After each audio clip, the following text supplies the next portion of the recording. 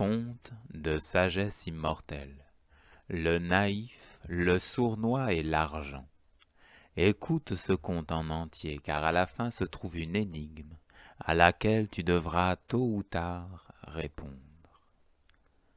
Il y a bien longtemps, très longtemps maintenant, si longtemps que personne ne s'en souvient vraiment, Dieu regardait les hommes, et il les voyait dans une sorte de confusion, ne parvenant pas à s'arranger, à s'organiser, à faire en sorte que les choses se passent bien, à croître dans l'harmonie.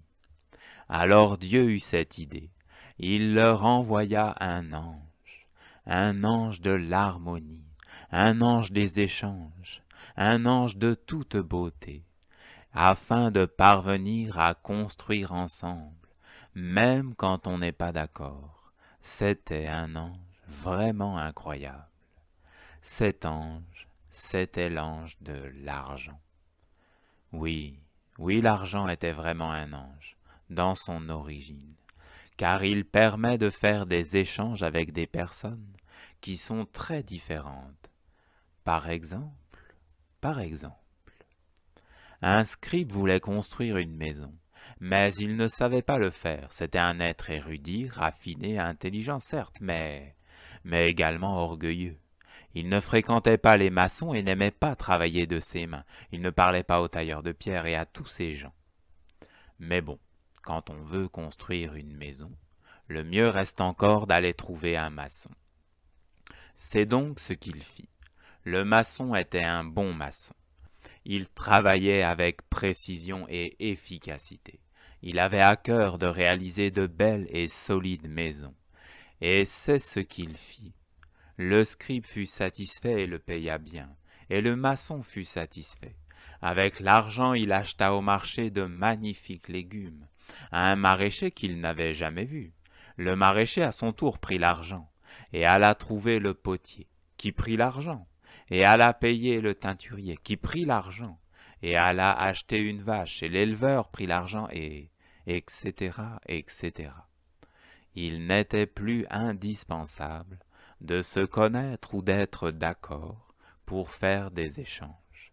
Chacun dans sa croyance, chacun dans son domaine de compétence, chacun fidèle à sa vision, et tous reliés par l'ange de l'argent. Ainsi, l'ange de l'argent était dans sa force originelle.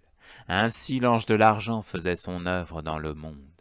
Et ainsi, l'ange de l'argent a existé sur la terre, parmi les hommes, dans une harmonie, dans une clarté, dans un bonheur. Telle était sa mission, telle était sa vision, tel était son être, telle était sa satisfaction, son épanouissement, telle était sa manière d'être en harmonie avec tous les hommes et avec les dieux, les grands dieux et le Dieu unique. Et si tu regardes, tu constateras que par endroits, par moments, ces choses existent toujours dans le monde actuellement. Mais voilà, il y a un autre monde, il y a une autre influence dans le monde, une autre volonté cachée, quelque chose de sournois, quelque chose de rampant. Car l'homme qui ne vit que comme un corps, l'homme qui ne vit que pour son corps, cet homme-là est faible. La peur l'envahit. Alors il prête l'oreille à la petite voix qui lui parle du manque, qui lui parle de sécurité et qui le pousse vers l'avidité. Et l'ange de l'argent a progressivement été ligoté par ces mondes. Dans sa forme déchue, l'ange de l'argent est devenu un vecteur d'esclavage, bien plus que d'harmonie. Mais écoutez cette histoire qui s'est produite. Il est arrivé que dans son extrémité, l'ange de l'argent fut tellement enfermé et ligoté qu'un être sournois mit un projet à l'œuvre. Cet être sournois rêvait de détruire un autre être. Pourquoi? Peu importe la raison. D'ailleurs, il n'y a pas vraiment de raison. Ce sont juste des mondes de haine qui s'approchent d'un être et qui lui disent « Fais cela, oui, Oui, fais cela, vas-y, tu en tireras quelque chose, tu en tireras beaucoup. Et l'autre ne mérite rien.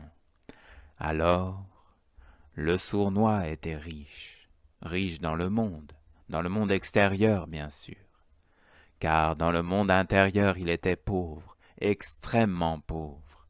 Il n'avait que la haine pour lui tenir chaud, et plus rien ne parvenait à le réchauffer. Mais dans le monde des hommes il avait l'argent, et celui qu'il rêvait de détruire avait besoin d'argent. Alors le sournois eut cette idée. Il ne voulait pas se salir les mains. Il se dit, si j'embauche celui-là, alors je vais simplement le mener là où bon me semble, car il a besoin de l'argent et j'ai l'argent.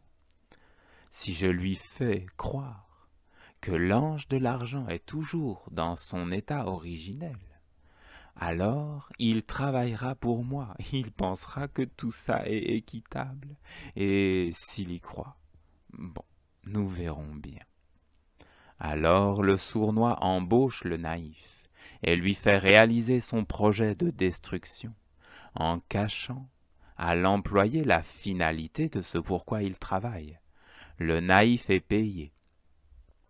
Il peut réaliser ses projets, acheter à manger pour sa famille, construire sa maison, ses loisirs. Le naïf gagne de l'argent, il est content. Il est satisfait de l'échange. Le sournois, de son côté, voit le projet avancer. Il est satisfait de l'échange. Mais l'harmonie n'est qu'en surface. Dans un élan de cynisme, le sournois accorde une prime au naïf. Et le naïf est reconnaissant. Il remercie le sournois. Le sournois rigole, mais à couvert bien sûr, car il cache toujours le but ultime de ce travail. Puis, alors que le projet arrive à son terme, le naïf n'a toujours pas pris conscience de la finalité de ce qu'il est en train de produire. Au moment opportun, le sournois ordonne au naïf. « Vas-y, appuie sur ce bouton. Ne t'inquiète de rien, je sais de quoi je parle, je sais ce que je fais. Je suis riche, je suis important, je suis diplômé. Ne t'inquiète de rien, vas-y, appuie. » Le naïf appuie.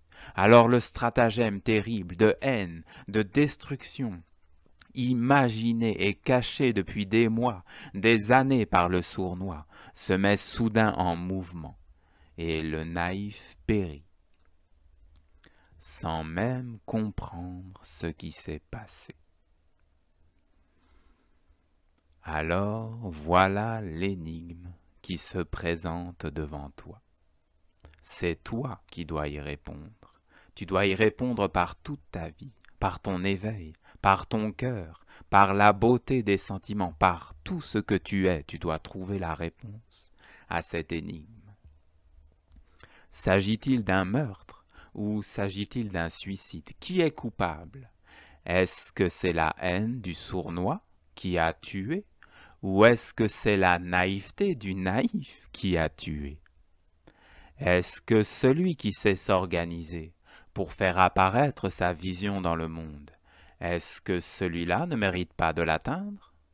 Et est-ce que celui qui accepte de travailler pour un projet qu'il ne comprend pas et qui accepte de donner sa force, de donner sa vie, son intelligence, sa réflexion, pour accomplir des ordres dont il ne voit pas la finalité, est-ce que celui-là ne mérite pas d'être puni?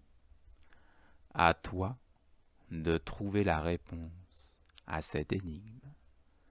Que la tradition immortelle de la sagesse te guide.